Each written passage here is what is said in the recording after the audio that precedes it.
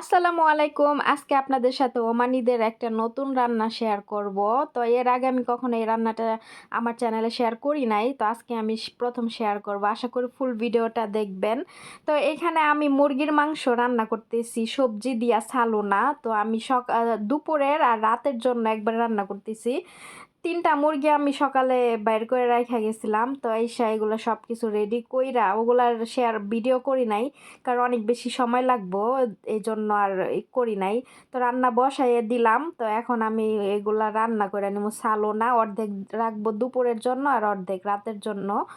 তো এখানে একটা এই লেবুগুলা হচ্ছে নিয়ে আমাকে অনেকে প্রশ্ন করেন যে এরকম আনাম লেবু দিলে কি হয় না, তিতা লাগে না? আসলে এটা হচ্ছে আরবিয়ানদের একটা শুকনা লেবু। এই লেবুটা দিলে তরকারি আলাদা একটা ঘ্রাণ আসে। তো এই ঘ্রাণের জন্য এই লেবুটা দেওয়া হয়, তিতা লাগে না, ঠিক আছে? আবার যদি এই যে চামড়া সহ, এই যে আমি কিন্তু অনেকে আছে যেটা ফাটাইয়া ভিতরের অংশটা শুধু ছিঁড়া ছিঁড়া দেয়, আবার অনেকে আছে আনাম দেয়। তো আমি এভাবে আনামই দেই, যখন খাওয়া দাওয়া করে তখন উঠাইয়া এই লেবুটা ফালাই দেওয়া হয়, ঠিক আছে? আর এই লেবুটা যদি আপনি রান্না করার সময় গলায় ফালান একবারে, তাইলে কিন্তু তিতা লাগবে, এটাই স্বাভাবিক। আর এটা কিন্তু গলবে না। আমি এই যে দেখেন এরা রান্না করবো, এটা কিন্তু আনামি থাকবে। তো এই লেবুটা আসলে দেয় হচ্ছে একটা ঘ্রাণের জন্য। তো এই ঘ্রাণটা ভালো আসে তরকারিতে এই লেবু দিলে। আর আরবিয়ানদের খাবার ম্যাক্সিমাম খাবারে কিন্তু এই লেবুটা ব্যবহার করা হয়। তো আমি দিয়ে দিলাম 4টা লেবু, যেহেতু আজকে বেশি তরকারি 2 বেলার জন্য। তো এখানে আমার কষানো শেষ, আমি পরিমাণ মতো ঝোলও দিয়ে দিছি। ঝোল দেখে কি মনে করতেছেন সদরঘাটের পানি না? তো এই পানি ওরা খাইবো। তো এটারই কয় সালোনা। তারপর অনেক বাসায় দেখা যাচ্ছে তো একবারে পানির ভিতর দিয়ে নিজের চেহারা দেখা যাবে এভাবে রান্না করে। আর আমি তো একটু ঘনভাবেই রান্না করি, তাও ঝোলটা।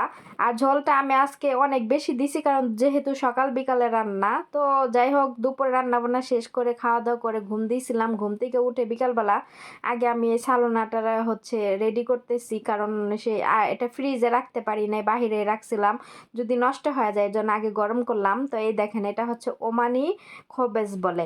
খোবেজ মানে রুটি।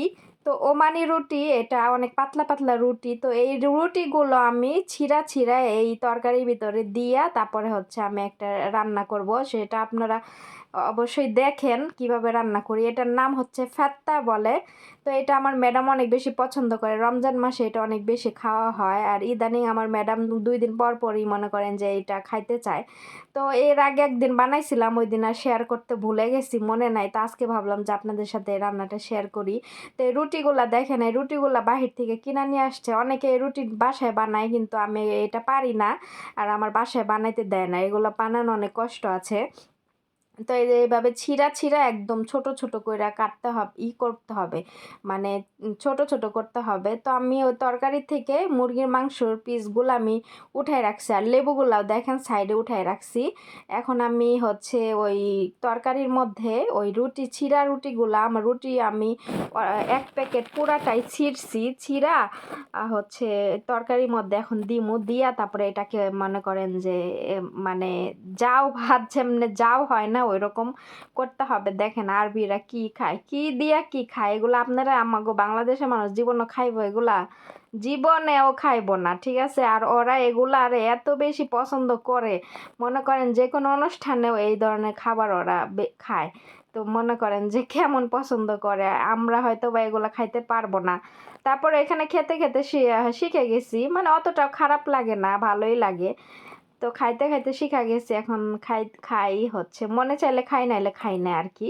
মন মতলাবি কথা আর কি ভাবে আমি চলি, আমার যেটা মনে টানে আমি ওইটা খাই, নাইলে খাই না। তো দেখেন আমি এই যে রুটিগুলা দিয়া দিয়া দিয়া দিলাম, দিয়া এখন ওই যে চামচ দিয়া উল্টায় পাল্টে লাড়া দিতাছি। এটার একদম রুটিগুলো একবারে সবজির সাথে ঝোলের সাথে একদম মিলা যাবে, একবারে জাউ ভাতের মতো হইয়া যাবে। তো এটা ভালো কইরা রান্না কইরা পরে হটপটে বাইরে রাখবো, নইলে আবার ঠান্ডা হয়ে যাবে। এটা কিন্তু ঠান্ডা মজা লাগে না, এটা গরম অনেক মজা লাগে। তো আমার ম্যাডাম প্রেগনেন্ট, তো ওনারে এই ধরনের খাবার এখন খাইতে বেশি ভাল লাগে, এই জন্য উনি গত সপ্তাহেও বানাইছিলাম, আবার এই সপ্তাহেও বানাইছি এই জন্য। অনেকেই জিজ্ঞেস করেন যে ওরা মুরগি মাছ এগুলা ছাড়া কিছু খায় না, আসলে ওদের খাবারই এটা খাসির মাংস, তারপরে মুরগি মাছ এগুলা ছাড়া ওরা কোনো খাবারই বুঝে না। আমাদের দেশে আমরা যদি মাছ মাংস নাও থাকি আমরা সবজি মবজি রান্না করে খাইতে পারি, কিন্তু ওরা জীবনেও হচ্ছে মাছ মাংস ছাড়া মুরগি ছাড়া জীবনেও কোনো খাবার ওরা খাওয়া বুঝে না, ওদের মাছ মাংসই হচ্ছে আগে আগে লাগে। ব্রয়লার মুরগি খাইতে খাইতে মনে করেন জীবনটা তেনা তেনা হয়ে গেল, এত বেশি মাঝে মাঝে বিরক্ত লাগে খাইতে খাইতে কি করবো, এখন খাইতে হয় ঠেলায় পড়া খাই আর কি করবো, কিছু করার নাই। তো এই দেখেন আমি একবারে নরম করে হালাইছি, এখন আমি হটপটের মধ্যে বাইরে রাখলাম।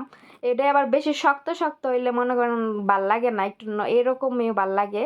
তো আমার ম্যাডাম এরকমই খাইবো এর লেগে এরকমই হচ্ছে আমি করছি।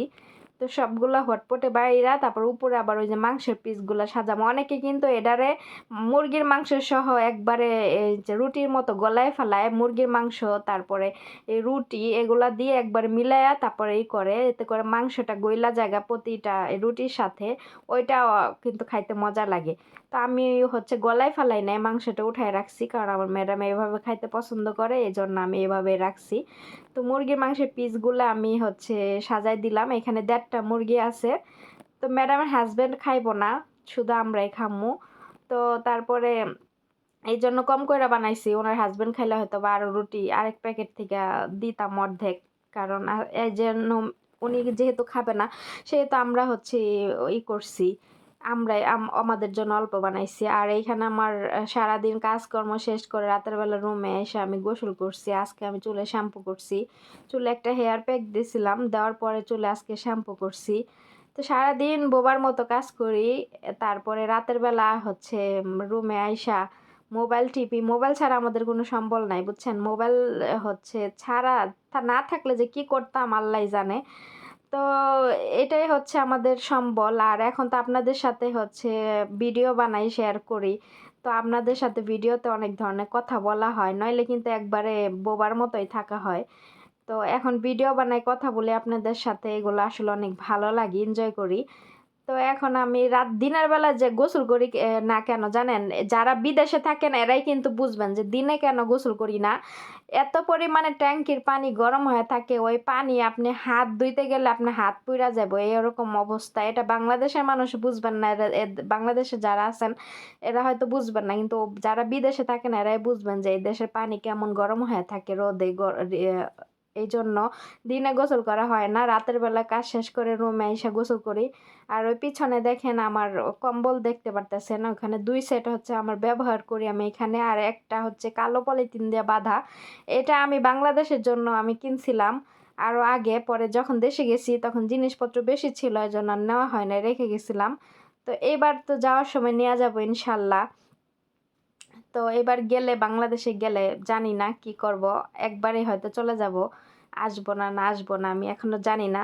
তো অবশ্যই আপনাদের সাথে পরপর আপডেট দিব যে কখন কি হয় আমার সাথে, তাই না?